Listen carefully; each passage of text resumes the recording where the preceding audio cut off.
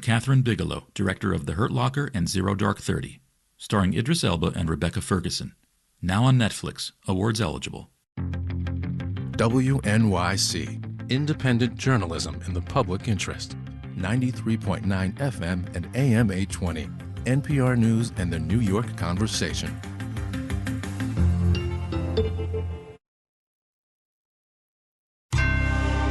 Marketplace is supported by Bitwarden Password Manager. Bitwarden is built to secure online shopping accounts during the holiday season or any time.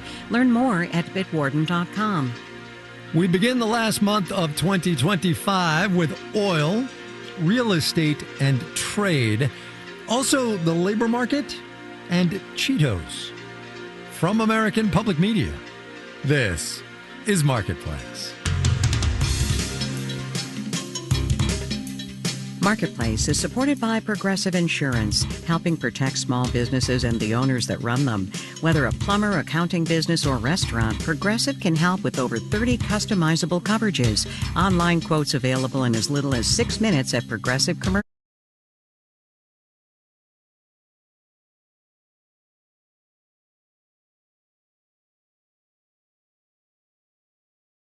Provide building blocks for creative. Odoo, what businesses need. And by BetterHelp, committed to supporting mental health through therapy. Clients are matched with one of 30,000 therapists and can communicate via video, chat, or phone at betterhelp.com/public.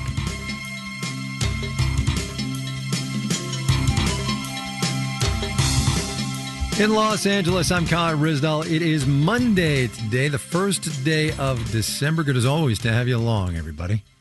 There is perhaps no industry on this earth as sensitive to the economic realities of supply and demand as crude oil. And it turns out we are very much on the supply side of that equation right now. There's plenty of oil sloshing around out there. Brent crude stands just below $63 a barrel. West Texas Intermediate around $59. That is low-ish, and it led the Organization of Petroleum Exporting Countries and its allies, OPEC Plus, as you might know them, to decide this weekend that they are going to hold the amount of oil they pump to global markets steady for the next few months. The cartel has been looking to boost production for a good couple of years now, but again, supply and demand. Marketplace's Henry Epp explains why there is so much oil supply right now. There's been this tug of war between some members of OPEC Plus, says Mark Finley, a fellow at Rice University. Do they want to have higher prices and higher revenues? Or do they want to claim market share as the world's, low-cost suppliers? The chasing market share side won out for a while, and OPEC countries pumped more oil, but it's hard to keep that up when prices are as low as they are, and prices are low in part because the market's gotten crowded. For one, there's the U.S. In September, we produced a record amount of crude. Hugh Daigle at UT Austin says that's partly because U.S. oil producers have gotten more efficient. As it stands right now, most basins here in the U.S. are still profitable. Even at $60 or so a barrel. But it's not just the U.S. boosting supply, says Matt Smith, an analyst at the data firm Kepler. We have Brazil hitting record production. We have Canada also showing increasing output. You have Norway increasing production. There's also new offshore drilling elsewhere in South America. A lot of this new output was planned years ago, but it takes a while to get a new oil rig going. It's like London buses. They all come along at the same time. And that's the challenge for OPEC. It's not just one player that they're having to deal with here, but it's a number of them all increasing and getting up to record production at the same time. All of that supply is hitting kind of tepid demand, says Clark Williams Derry at the Institute for Energy Economics and Financial Analysis. The global economy is a bit shaky, and especially in Europe and Asia. EVs are starting to bite into gasoline demand, into diesel demand, pushing down the price of crude. For the rest of us who don't drive EVs, that means lower gas prices. The U.S. average is now under $3 a gallon. I'm Henry Epp for Marketplace. Wall Street today, not a winner. We will have the details when we do the numbers.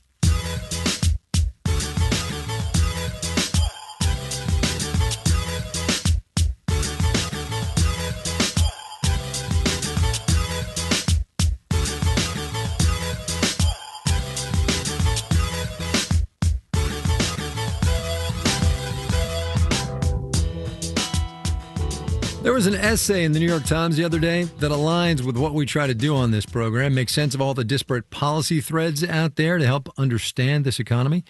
The headline on the thing was, "We're seeing what a no-immigration economy looks like." Wendy Edelberg wrote it. She's a senior fellow at the Brookings Institution. Wendy, welcome to the program.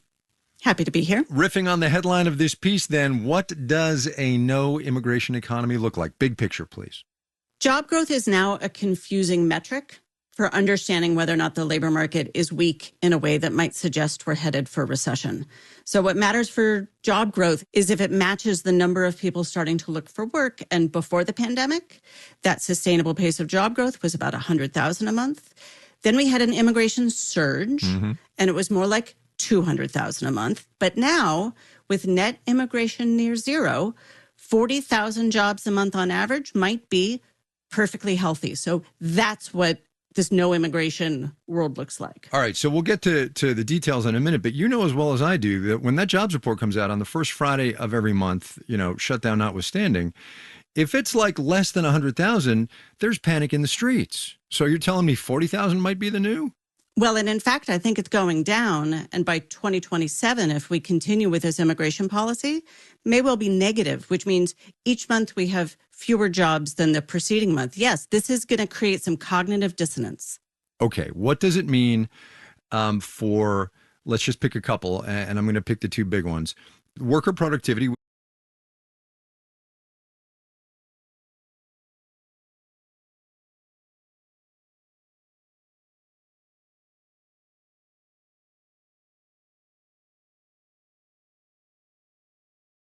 Economy. It also shrinks the tax base. That makes our fiscal problems hard.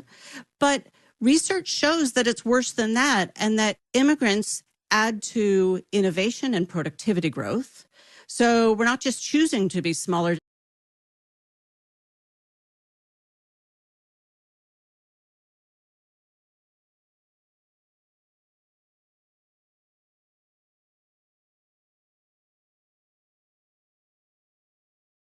And what you say in this piece actually is the contrary, that it's going to reduce labor demand. Help me understand that.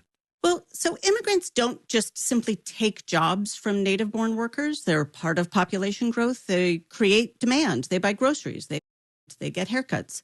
So when you reduce immigration, you reduce both labor supply and labor demand. Now, to be clear, less immigration is going to put some upward pressure on wages for certain jobs in certain sectors, but the effects are likely going to be much too small to really move the needle on getting prime-age, native-born men off the sidelines into the labor market. So perhaps what the Trump administration is saying, to be pointed about it, is not actually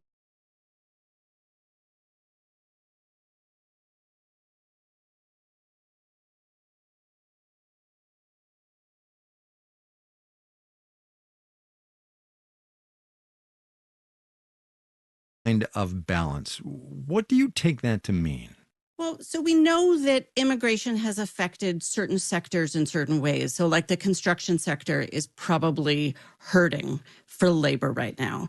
But in a macro sense, labor supply and labor demand have remarkably kind of come down together. Think of it this way. If labor demand had stayed at 2024 levels while immigration fell, we'd have a really overheated labor market. But instead, we have a curious balance. They've sort of come down together. Supply and demand. Right. And then that manifests, as you point out in this piece, with, yes, far fewer jobs being created, 40,000 a month on average, maybe far fewer depending on your research and where that goes. But also the unemployment rate seems to be, while rising of late, it could be and may be reasonably steady in the 4 to 4.5% range. Yeah, so I am defining a healthy labor market really in a business cycle sense. Yeah. So are we headed for recession or overheating? And so by that measure, healthy means low, stable unemployment and job growth that matches labor force growth. And so I would call the labor market we have in that context healthy. Do you think, just to get back to the theme, I guess, of the headline of this piece, we're seeing what it looks like. Are Americans going to recognize the economy in, I don't know, by the end of the Trump term? Oh, my goodness. Well, here's what keeps me up at night. If the White House sees these low numbers month in and month out and doesn't understand or thinks that they can't convince people that the numbers are healthy given the administration's immigration policy, I'm not sure what they're going to do in their panic. They might push for unnecessary stimulus. They might put more pressure on the Fed to cut rates. And given their history of attacking data, they may just say, we're going to interfere with the data that's being reported. So I don't think we smoothly get from here to 2028 with the employment numbers that I think the immigration policy is really going to bring us. Wendy Edelberg is a senior fellow at the Brookings Institution. Wendy, thanks a bunch. Always good to talk to you. Yeah, thanks for having me.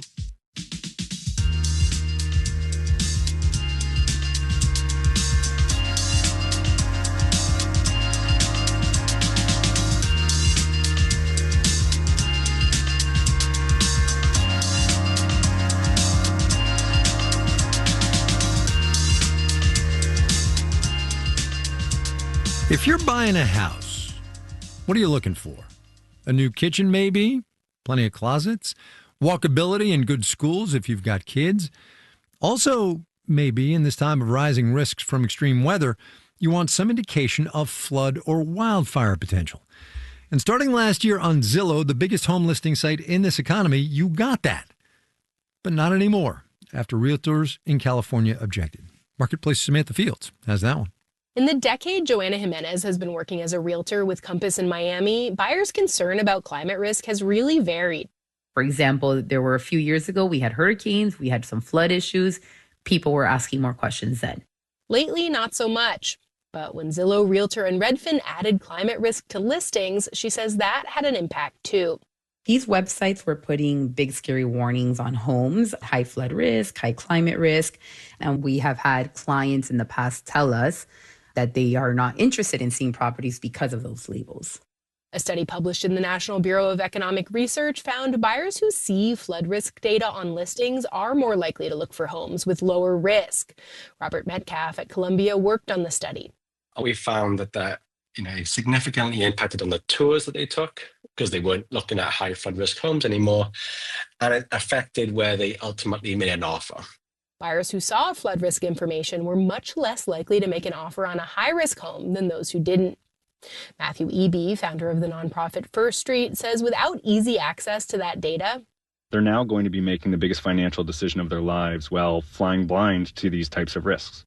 Zillow will still include a link to First Street's site where people can go look up climate data if they want, but just adds a barrier that wasn't there before. When the data was there front and center, it just made it more accessible to folks.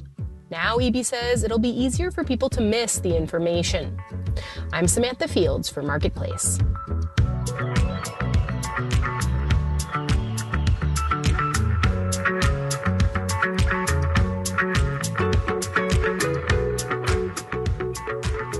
Coming up, I'm going to figure this out one way or another. Gotta love a can-do attitude, right? First, though, let's do the numbers. Dow Industrial is down 427 points today, 0.9%, 47,289. The Nasdaq dipped 89 points, 0.4%, 23,275. The S&P 500 fell 36 points, about 0.5%, 68.12. We were talking oil a minute ago. Texas-based ConocoPhillips rose 1 3/4% today. The old British Petroleum, which is now BP PLC, revved up 1.1%. Northern Oil and Gas in Minnetonka, Minnesota, ticker symbol NOG. Love that one. Heated up 3 percentage points. New York City gained approval for 3 new casinos from the state gambling board. They'll be the first Las Vegas-style casinos to open in the big city. Bally's Corporation, the Rhode Island-based gambling and betting company, is behind one of them. Bally, B-A-L-L-Y, actually just B-A-L-Y, only 4 letters. Scored 1 4/10% today. You're listening to Marketplace. The Numbers is supported by Mercury, a fintech that offers banking, credit cards, and financial software. Marketplace is supported by Ninja One, helping organizations manage, protect, and support every device and every user, all from one platform that automates IT and strengthens security. More at ninjaone.com. And by TreviPay, a fully managed B2B payments platform offering zero-touch AR, smart invoicing options, and tools designed to reduce DSOs so businesses can spend less time chasing payments. More at TreviPay.com. And by the Peter G. Peterson Foundation, a nonpartisan organization dedicated to raising awareness and accelerating action on America's fiscal challenges to build a brighter economic future for the next generation. Learn more at pgpf.org.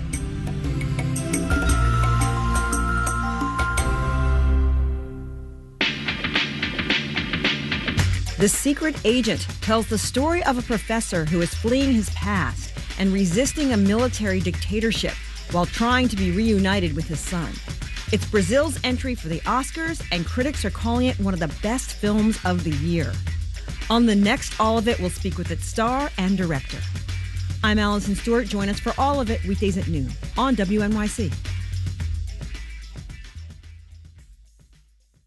WNYC support comes from City Harvest, who are on the road every day rescuing 77 million pounds of nutritious food a year for New Yorkers in need, transforming surplus food into sustenance and sustainability.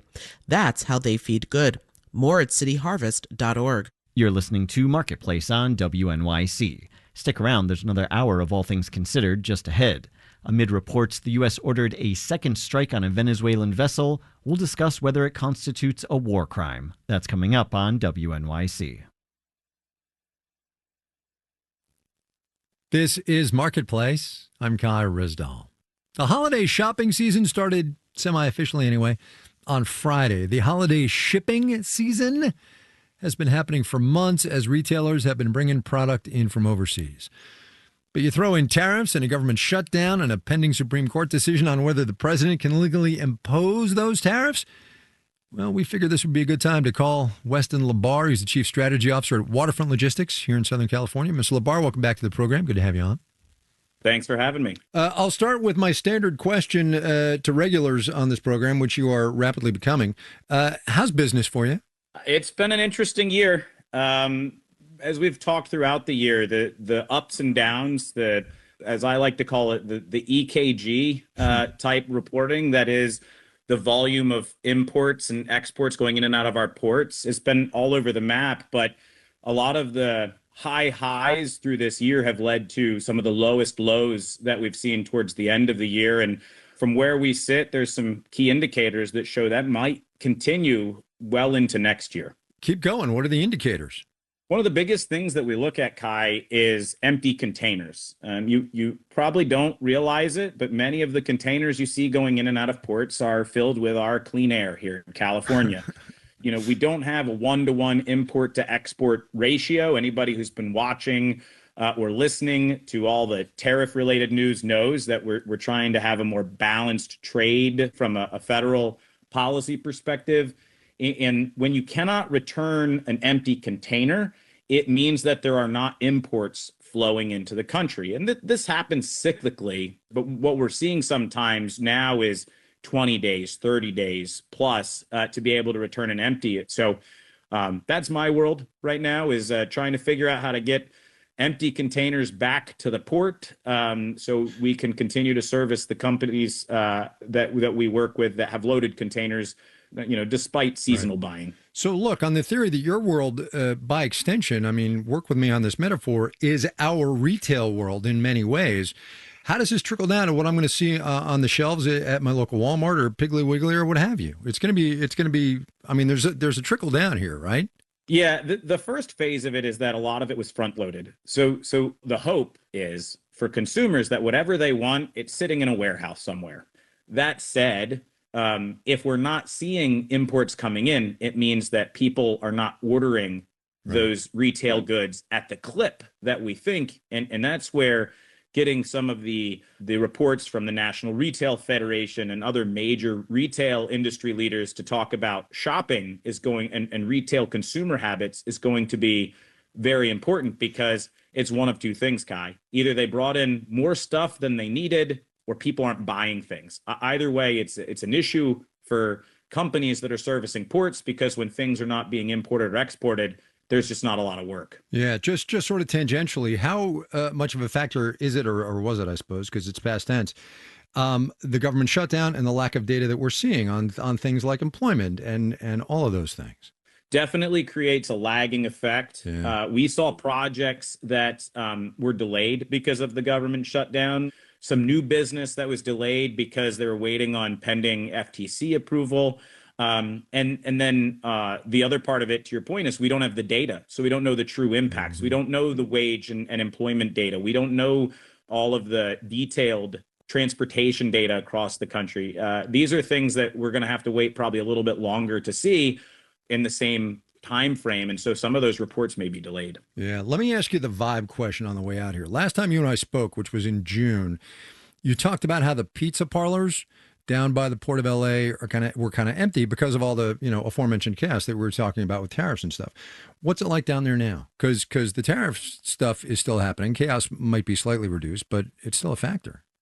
Yeah. Anybody you talk to that is dependent on the ports, the industry that supports the ports, they're still struggling. It's the fact that you're seeing shifts eliminated. When you don't have the import volume coming in, terminals may decide to eliminate shifts. Well, if they eliminate their Wednesday daytime shift, guess what? There's no one that's going to go be eating lunch at the local pizzeria, right? Or grabbing coffee at the local coffee shop. And, with the advent of AI coming into play, you have people that are looking at those types of solutions, which obviously puts a crunch on local brick and mortar shops. Yep. Wes Labar, he's the Chief Strategy Officer at Waterfront Logistics down in the ports here in Southern California. Mr. Labar, thanks for your time, sir. Always good to talk to you. Thanks, Kai. Always a pleasure.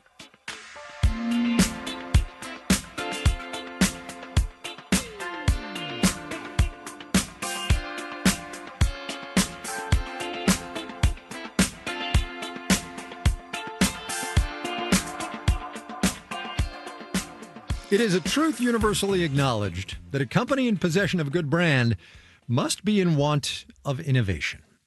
Jane Austen is the setup for this next piece, in which a certain slice of the American snack-consuming public might be noticing a change today. Instead of their usual bright orange and almost neon yellow, Doritos and Cheetos now come in more, shall we say, subdued hues. Parent company PepsiCo is calling their new product line Naked for the absence of artificial dyes and flavors. Never fear, though, Pepsi is going to keep making the originals, too, because when grocery retailers offer up something new, as Marketplace's Carla Javier explains, they still got to keep the customer base that wants the tried and the true. When Marion Nestle first heard the news of the dye-free Doritos, I laughed. Nestle is a NYU Professor Emerita of Nutrition and Food Studies, and she's seen this move before.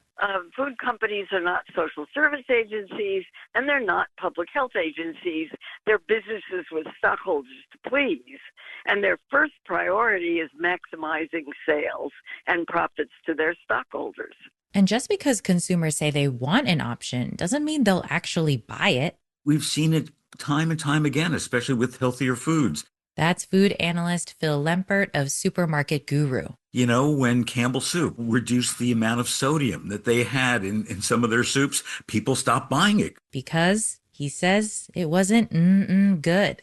So Campbell started offering consumers a choice, the regular soup or the low-sodium versions. By offering the alternative alongside the original, brands are able to hedge their bets and appeal to more consumers. Though Blake Drosch, senior research analyst at eMarketer, says this strategy comes with some risk to the core brand. The risk is that by introducing a dye-free version, you're directly calling attention to the fact that, your existing products have unhealthy components in them. But he says the payoff could be that customers see these products not so much as occasional junk food, but instead as staples for, say, kids' lunches every day. I'm Carla Javier for Marketplace.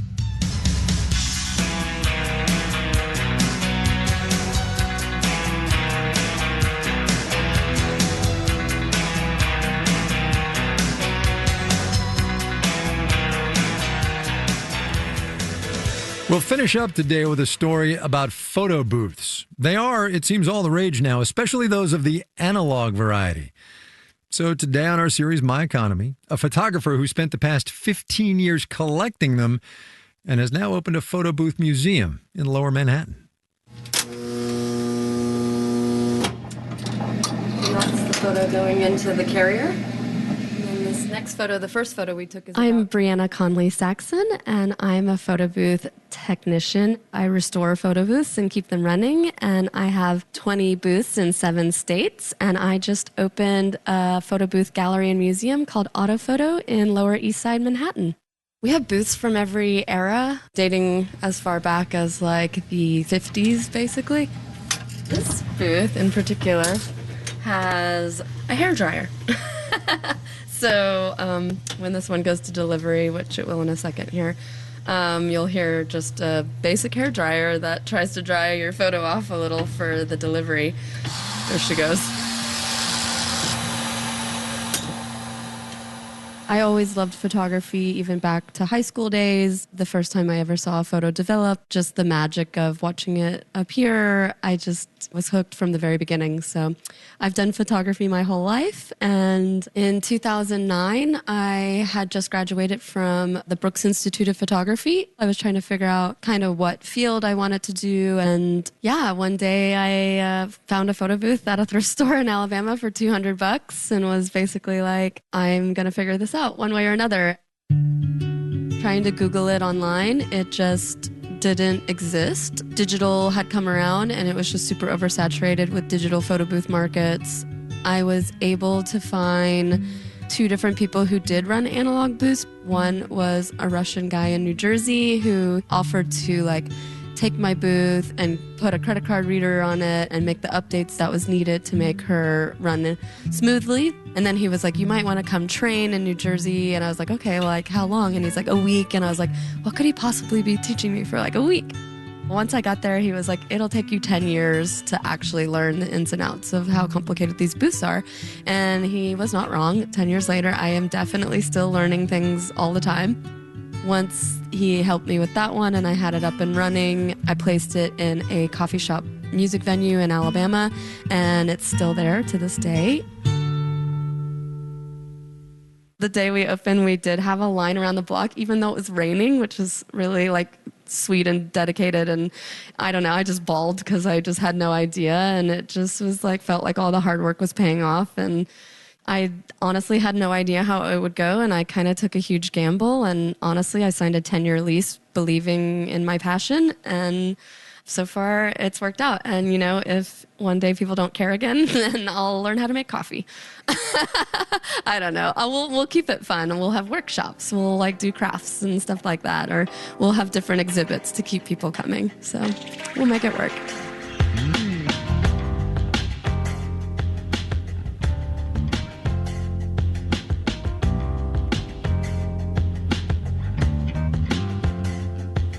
Brianna Conley Saxon of Autophoto on the Lower East Side of Manhattan. Analog or digital, your stories are what make this series go. Let us know what's happening at marketplace.org/myeconomy.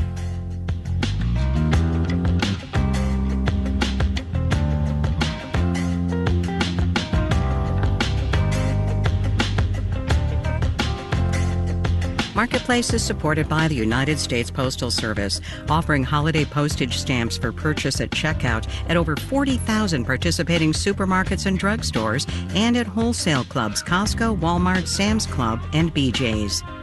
And by Wealth Enhancement, offering its Wealth Blueprint plan through advisors nationwide. It integrates retirement, investing, taxes, and more into one plan. Learn more at wealthenhancement.com/build. This final note on the way out today, in which congratulations, I guess, and please don't destroy humanity. Saw this on Semaphore that ChatGPT turned 3 years old yesterday. Amir Babawi, Caitlin Ash, John Gordon, Noya Carr, Amanda Petra, and Stephanie Seek are the Marketplace editing staff. Kelly Silvera is the news director. And I'm Kai Risdall. We will see you tomorrow, everybody.